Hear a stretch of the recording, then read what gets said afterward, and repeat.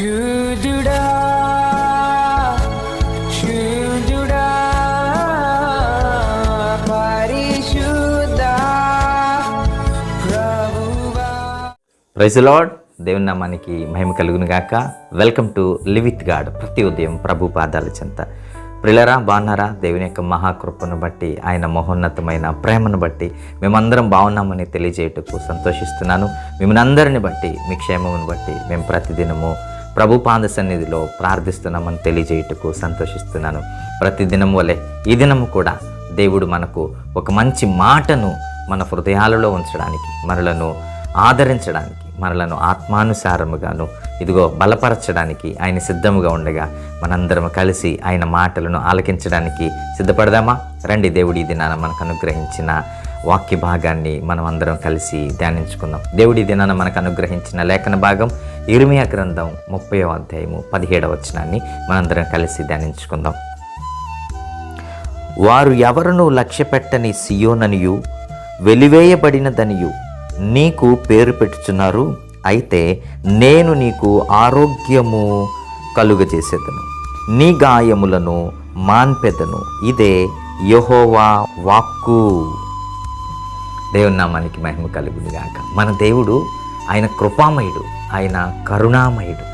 మనం అనేక సార్లు ఏం చేస్తామంటే, నేను పాపం చేశాను, నేను తప్పులు చేశాను, నేను దేవునికి అయిష్టమైన వాడనైపోయాను కనుక దేవుణ్ణి అడిగే అర్హత నాకు లేదు అని మనం ఏమనుకుంటామో తెలుసా? ఇక దేవుణ్ణి అడగడం మానేస్తాం, ప్రార్థన చేయడం మానేస్తాం, దేవుని దగ్గరకు రావడం, దేవునితో గడపడం. ఇక దేవుడు నన్ను క్షమించడు, ఇక దేవుడు నన్ను రక్షించడు, దేవుడు తన చెంతకు నన్ను తీసుకొనడు అన్నటువంటి ఆలోచనలో పడిపోయి దేవునిని ప్రార్థించడం మనం మానేస్తాం ప్రియులారా.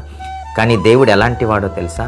ఆయన కృపామయుడు, ఆయన కరుణామయుడు, ఆయన మనలను ప్రేమించేవాడు. మనం అనేక సార్లు తప్పిపోయినప్పటికీ ఆయన కృప మాత్రం మనలను విడిచిపోదు ప్రియులారా. ఇజ్రాయేలీలు తప్పు చేశారు, దేవునికి దూరం అయిపోయారు, ఆయన కృప నుండి తొలగిపోయారు. అప్పుడు దేవుడు ఏం చేశాడో తెలుసా? భయంకరమైన శ్రమలకు వారిని గురి చేశాడు. చూడగలిగితే అదే అధ్యాయము పై భాగంలో మనం చూడగలిగితే దేవుడు మాట్లాడతాడు. జాగ్రత్తగా మనం చూద్దాం. 12వ వచనాన్ని మనం చూద్దాం. యెహోవా ఇలాగు సెలవిచ్చుచున్నాడు, నీ వ్యాధి ఘోరమైనది, నీ గాయము బాధకరమైనది, నీ పాపములు విస్తరింపగా శత్రువు కొట్టినట్లు నీ గొప్ప దోషమును బట్టి నేను నీకు కఠిన శిక్ష చేసి నిన్ను గాయపరిచి ఉన్నాను. దేవుడు ఇజ్రాయేలీల పైకి భయంకరమైన శిక్షలను తీసుకొచ్చాడు, భయంకరమైన శాపాలను తీసుకుని వచ్చాడు, భయంకరమైన కన్నీటిని తీసుకుని వచ్చాడు. వారి హృదయాలు భయంకరమైన రోగముతో నిండిపోయాయి ప్రియులారా. ఎందుకనంటే నువ్వు భయంకరమైన తప్పులు నా పట్ల చేసావు, నువ్వు భయంకరమైనటువంటి ఇదిగో పాపాలు నా పట్ల చేసావు కనుక నేను నిన్ను ఇదిగో క్షమించడం లేదు, నేను నిన్ను భయంకరమైన పరిస్థితుల్లోనికి త్రోసివేశాను. అప్పుడేం చేశారంటే ఇజ్రాయేలీలు భయంకరమైన పరిస్థితుల్లోనికి వెళ్ళిపోయారు ప్రియులారా. కన్నీళ్లలోనికి, శ్రమల్లోనికి, బాధలలోనికి, దాసత్వములోనికి, బానిసత్వంలోనికి వెళ్ళిపోయారు ఇశ్రాయేలీలంతా కూడా. చూచువారు ఏమనుకున్నారో తెలుసా? చూచువారు ఇశ్రాయేలీలను చూసి ఇశ్రాయేలీలకు కొత్త కొత్త పేర్లు పెడుతున్నారు. చూసేవారు ఇశ్రాయేలీలను అవమానపరుస్తున్నారు, చూసేవారు ఇశ్రాయేలీలని నిందిస్తున్నారు, చూసేవారు ఇశ్రాయేలీలను హేళన చేస్తున్నారు. ఎలాంటి హేళన చేస్తున్నారో తెలుసా? అదే 17వ వచనంలో దేవుడు చెబుతున్నాడు.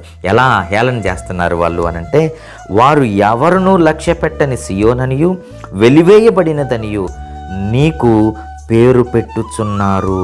చూసారా?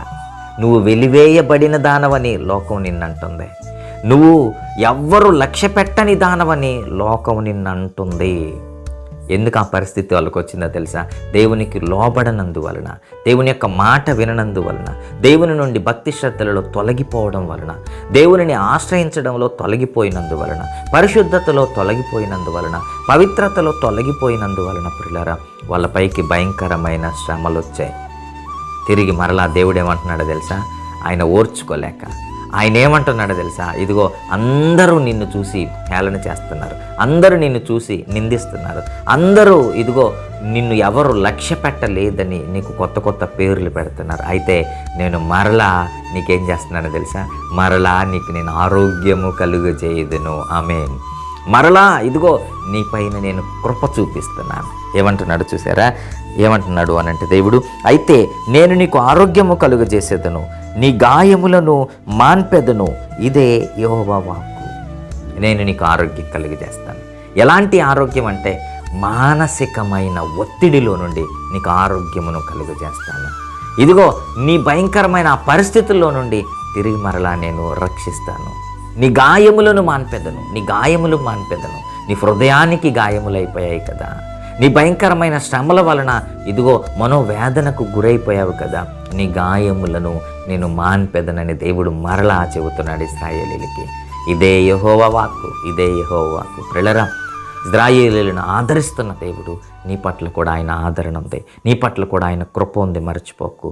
నువ్వు చేసిన పాపాలను ప్రభు యొక్క పాద సన్నిధిలో ఒప్పుకో. నువ్వు దేవునికి అయిష్టునిగా ఉన్నట్లయితే ప్రభు దగ్గర క్షమాపణలు అడుగు. తప్పకుండా దేవుడు తిరిగి మరలా నిన్ను ప్రేమిస్తాడు. ఇశ్రాయేలీయులే భయంకరమైన పాపములు పడిపోతే, శ్రమలకు దేవుడు అప్పగిచ్చేస్తే వారిని తిరిగి మరలా చేరదీస్తున్నాడంటే దయగలిగిన దేవుడు, జాలి కలిగిన దేవుడు, కృప కలిగిన దేవుడు నిన్ను చేరదీయడా? తప్పక చేరదీస్తాడు. ఈరోజు ఆయన నీతో ఏం మాట్లాడుతున్నాడో తెలుసా?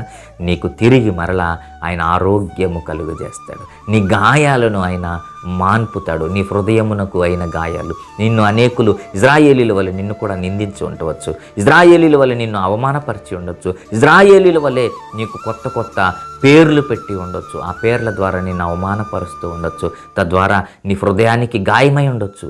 నీ జీవితంలో ఇదిగో భయంకరమైన అనారోగ్య పరిస్థితులను నువ్వు చూసి ఉండొచ్చు. మానసిక వేదనకు నువ్వు గురై ఉండొచ్చు. కానీ దేవుడు ఏమంటున్నాడు తెలుసా? నీకు తిరిగి నేను ఆరోగ్యం కలుగజేస్తాను, తిరిగి మరలా నీ గాయములు నేను కట్టుదును అని దేవుడు చెబుతున్నాడు. ప్రియులారా, నమ్ముతారా? దేవుని యందు విశ్వాసం ఉంచండి, దేవుని కృప కొరకు కనిపెట్టండి. దేవుడు తప్పకుండా మీకు కలుగు చేయబోతున్నటువంటి మేలుల కొరకు నిరీక్షణ ఉంచి ఇదిగో ఎదురు చూడండి, ప్రార్థించండి, అడగండి. దేవుడు తప్పకుండా మీ మొర వింటాడు. ఇశ్రాయేలీయుల మొర విన్న దేవుడు, ఇశ్రాయేలీయులను కరుణించిన దేవుడు తప్పకుండా నిన్ను కూడా కరుణిస్తాడు. నీ పైన కూడా కృప చూపిస్తాడు, నీ కుటుంబాన్ని కూడా ఆదరిస్తాడు, నీ గాయాలను మాన్పుతాడు, నీకు సంపూర్ణమైన విడుదలను, ఆరోగ్యమును, ఇదిగో సమృద్ధిని, ఇదిగో మంచి ఈవులతో ఆశీర్వాదములను దేవుడు నీకు అనుగ్రహించునుగాక. ఆమేన్. తలలంచండి, ప్రార్థన చేసుకుందాం. మహోన్నతుడా, పరిశుద్ధుడా, నీ పాదాలకు మొక్కుచున్నాం. నీ కృప దయచేయండి. ఇది నాన్న, నీ మాటలు వింటున్న మీ పిల్లలందరి జీవితాలలో నాయన మీరు మేలులు కలుగు చేయండి. మీ కృప, మీ ప్రేమ, మీ కరుణ, కాపుదలను తండ్రి తోడుగా ఉంచండి. ఇశ్రాయేలీయులను జ్ఞాపకం చేసుకున్న దేవుడా, ఇదిగో వారికి ఆరోగ్యం కలుగు చేస్తాను. అనేక పేర్ల నుండి అనేకులు నిందిస్తున్న నిందలను నేను తొలగించి నాట్యముగా మారుస్తానని తండ్రి, ఇదిగో తండ్రి, ఇదిగో మీరు చెప్పిన రీతిగా తండ్రి నీ బిడ్డల జీవితాలలో మీరు మేలులు చేయండి, మీరు ఆశీర్వదించండి నాయన. మీ కృప దయచేయండి, బలపరచండి నాయన. వారు ఎలాంటి వేదనలో ఉన్నా, వారు ఎలాంటి నిందలలో ఉన్నా, వారు ఎలాంటి అవమానములలో ఉన్నా నైనా నాట్యముగా మార్చండి. ఆరోగ్యమును, ఆయుష్ను, ఆశీర్వాదాలు దయచేయండి. వారు చేస్తున్న ప్రతి పనిలో నైనా మీ కృపతోడుగా ఉంచి అయా సఫలము చేయమని అడుగుచూ ప్రాధేయపడచ్చు. ఇది నాన్న ఈ మాటలు వింటున్న ప్రతి ఒక్కరి జీవితాలలో మేలులు, దీవెనలు, ఆశీర్వాదములు మెండుగా కృమ్మరించమని అడుగుచూ ప్రాధేయపడచ్చు. మా ప్రభువు ప్రియరక్షకుడైన యేసయ్య నామములో కొద్ది ప్రార్థనా మనవులు అడిగి బ్రతిమాలి స్తుతించి వేడుకుంటున్నాను మా కన్న తండ్రి.